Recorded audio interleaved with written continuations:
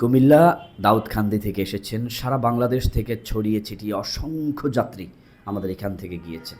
আলহামদুলিল্লাহ, আপনারা জানলে খুশি হবেন, ইতিপূর্বে আমাদের প্রায় 14 বছর পূর্বে হাবিব ট্রাভেলস উদ্বোধন হয়, কিন্তু আমরা অনলাইনে এসেছি 2 বছর আগে। আলহামদুলিল্লাহ, 2টি বছর অনলাইনে সুনামের সাথে, 14টি বছর অফলাইনে সুনামের সাথে চলছে।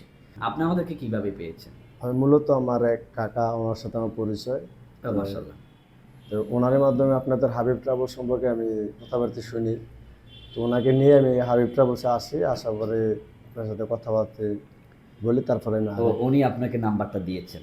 উনি থাকেন কোথায়? উনি থাকেন হচ্ছে আমাদের দাউদকান্দিতে। মাশাআল্লাহ, ভাবা যায় মানে আমাদেরকে ওনার চাচা পেয়েছেন। আম্মুর রজুলি সিন ও আবিহ, চাচা বাপের মতো। উনি পেয়ে ওনাকে নাম্বার দিয়ে বলেছেন যে বিশ্বস্ত একটা প্রতিষ্ঠান, যাও তুমি যাও। ভাবা যায়, ভাবা যায়। তিনি নিজে জানেন না, অথচ ওনাকে আরেকজনে সাজেস্ট করেছে। এটা আমাদের জন্য অনুপ্রেরণার। হ্যাঁ, তারপর আমি হাবিব ট্রাভেলসে যোগাযোগ করি, তারপরে এই ট্রাভেলসে সরাসরি আসি। আসার পরে কথাবার্তা বললা, কাগজ টাগজ দিয়ে সব কিছু তুমি আগাইতেছি। না না না, আমার ভালো লাগাতে আমি গেছি, আমার কেউ বুঝে শোনা মানে আসার পরে যখন কথাবার্তা বলছি সব কিছু আমার ভালো লাগছে, কিছু আমি দেখছি, তারপরে আমি আগাইছি। আমরা 3 ভাই, বোন নাই, আর বাবা মা। আপনি কত নাম্বার? আমি সবার বড়। হ্যাঁ, মোটামুটি বড়। মেজর একটা ভাই আছে, 2টা ভাই আমার লেখাপড়া করতেছে, আর বাবা ব্যবসা আছে, বাজারে দোকান আছে। আচ্ছা, আপনি যেহেতু বড় ভাই, একটা কথা বলে রাখি। আমরা দেখেছি প্রবাসে যখন বড় ভাইয়েরা যায়, জি, তারা যত টাকা ইনকাম করে পরিবারের ছোট ভাই, বড় ভাই, এদেরকে আত্মীয় স্বজনকে দিয়ে নিঃস্ব অসহায় হয়ে একসময় সে বাড়িতে ফিরে এসে বলে, আপনার ওয়াইফে আপনাকে বলবে, সারা জীবন অন্যদের জন্য করলা, আজকে নিজের জন্য করতে যাও, কেউ নাই তোমার পাশে।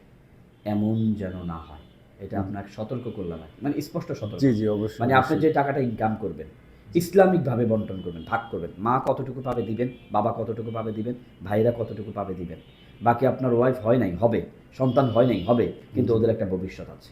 কিন্তু বড় ভাইয়েরা ছোট ভাইদেরকে লেখাপড়া করাইতে গিয়ে, তাদের জীবনটা গুছাইতে গিয়ে, পরিবারের বড় হওয়া মানে দিন শেষ, জীবন শেষ। পরিবারের বড় মানে পরিবারের জন্য একটা বট গাছ। বাবার অবর্তমানে বড় ভাই অনেক কষ্ট করে, কিন্তু বড় ভাইরা সেই তুলনায় কিছুই পায় না। অর্থাৎ তাদের পরিশ্রমে ছোট ভাইরা বড় হয়। একদিন এই ছোট ভাইরাই, মানে আমি কাউকে স্পষ্ট করে বলছি না, একদিন এই ছোট ভাইয়েরা বড় ভাইকে ধরে বসে, কি করলেন আমাদের জন্য, সব করার পরে আপনি কিছুই পাবেন না। তো আমি ভাইজানকে বলতে চাই, আলাদা একটা অ্যাকাউন্ট করবেন, নিজের জন্য কিছু, সবার জন্য প্রবাসে গিয়ে সব বিলীন করবেন না। এমন যেন না হয় এয়ারপোর্টে আজ থেকে 25 বছর পরে কল্পনা করেন আপনি আসছেন, আপনাকে রিসিভ করার মতো কেউ থাকবে না।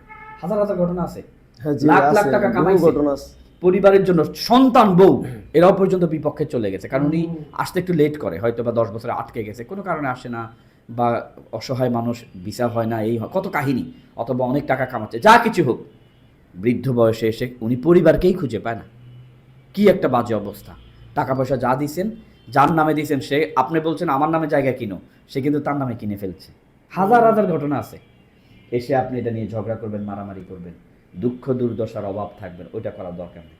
এটা একটু শুনতে নেগেটিভ শোনা গেলেও একসময় এটা কাজে লাগবে। বাবা মার প্রতি খেয়াল রাখবেন, বাবা মাকে তার হক বুঝাই দিবেন, এটা না দিলে আপনি আবার গুনাহগার হবেন। আর ভাইদেরকে মোটরসাইকেল এইসব কিনে দেওয়ার দরকার নেই। আপনি 2 মাস না গেলেই ফোন দিবে, ভাইয়া আমার একটা মোবাইল লাগবে রে, ছোটোগুলো, ভাইয়া মোবাইল লাগবে দাও।